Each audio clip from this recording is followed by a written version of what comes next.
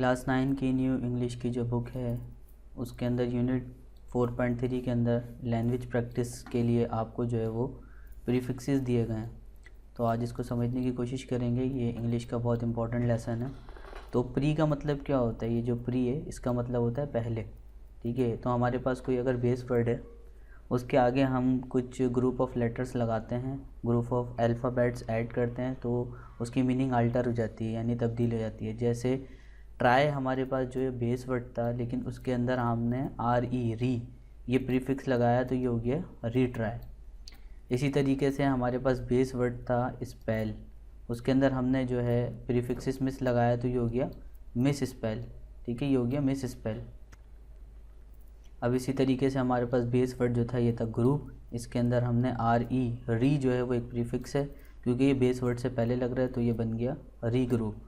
और इसी तरीके से यहाँ पर ट्रस्ट बेस वर्ड है, उसके आगे हमने मिस लगा दिया तो ये हो गया मिस ट्रस्ट।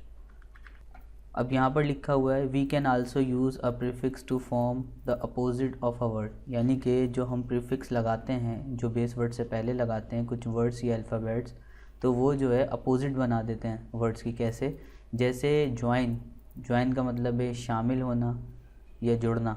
अब उसके आगे प्रीफिक्स डिस लगा दिया तो इसका मतलब है कि डिटैच यानी कि, और डिसजॉइन अलग होना।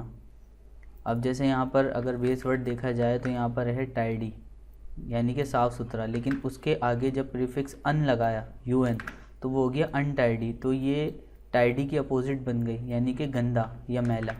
इसी तरीके से बेस वर्ड हमारे पास अलाउ है, उसके आगे हमने डिस लगा दिया प्रीफिक्स तो ये हो गया डिस अलाउ, यानी अलाउ का मतलब होता है इजाज़त, लेकिन उसके आगे प्रीफिक्स डिस लगाया तो डिस अलाउ यानी इजाज़त नहीं है।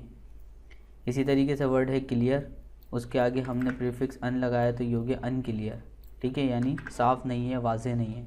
तो अब इसकी एक्सरसाइज दी गई है, एक्सरसाइज नंबर 4 के नाम से। तो ये इसको समझने की कोशिश करते हैं। Fill in the blank in the following exercise by using the prefix यानी कि प्रीफिक्स आपको यूज़ करना है with the appropriate given words. One has been done as an example, यानी कि जो पहला वाला है इन्होंने एज एन एग्जाम्पल वो कह रहे हैं कि आपको करके दिखाया हुआ है। जैसे the government is trying to reclaim land from the sea Karachi. तो यहाँ पर जो है आपको बेसिकली वर्ड्स दिए गए हैं और आपको बता दिया गया है कि इसके आगे प्रीफिक्स री लगाया जाएगा। तो अब इसको करते हैं। अब यहाँ पर जिसको आर्ट ऑफ ट्रांसलेशन नहीं आती, इस पूरे सेंटेंस को हमें समझना है। उसके बाद उसमें से कोई एक ये वर्ड लेंगे और उसके आगे हम जो है वो री लगा देंगे प्रीफिक्स, उसके बाद हमारा सेंटेंस जो है वो फिर फिल हो जाएगा। The company had to dash this book 3 times. अब यहाँ कुछ ट्रिकी टर्म्स हैं वो आपको समझना होंगी।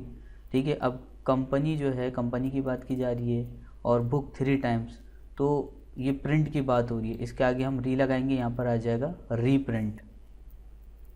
आई advise my friend to dash for a teaching position in our school, यानी कि मैंने अपने दोस्त को नसीहत की कि वो हमारे स्कूल में जो है वो टीचिंग की पोजीशन पे जो है वो आ जाए।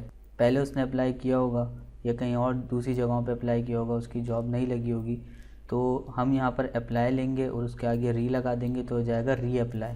ठीक है, वैसे मैं ये बताता चलूँ री का मतलब जो होता है वो दोबारा होता है। इस तरह इंग्लिश में कई वर्ड हैं, जैसे कवर होता है उसके आगे री लगा दो री कवर हो जाता है।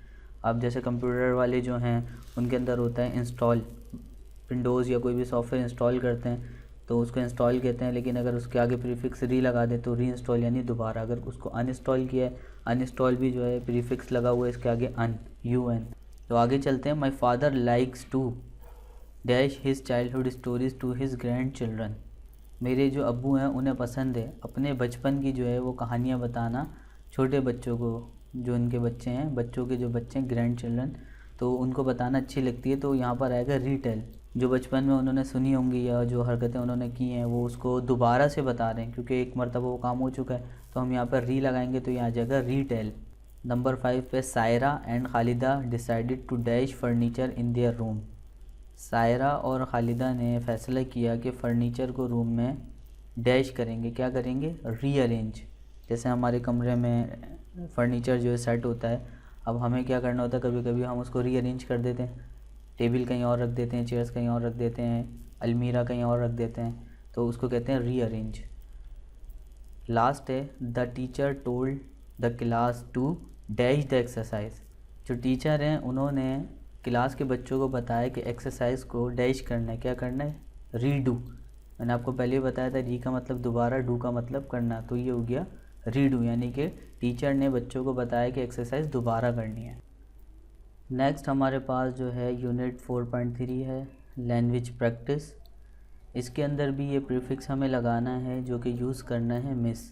ठीक है, ये आपको गिवन वर्ड्स दिए हुए हैं, इनमें से आपको कोई एक चूज़ करना है, उससे पहले जो है ये प्रीफिक्स मिस लगाना है।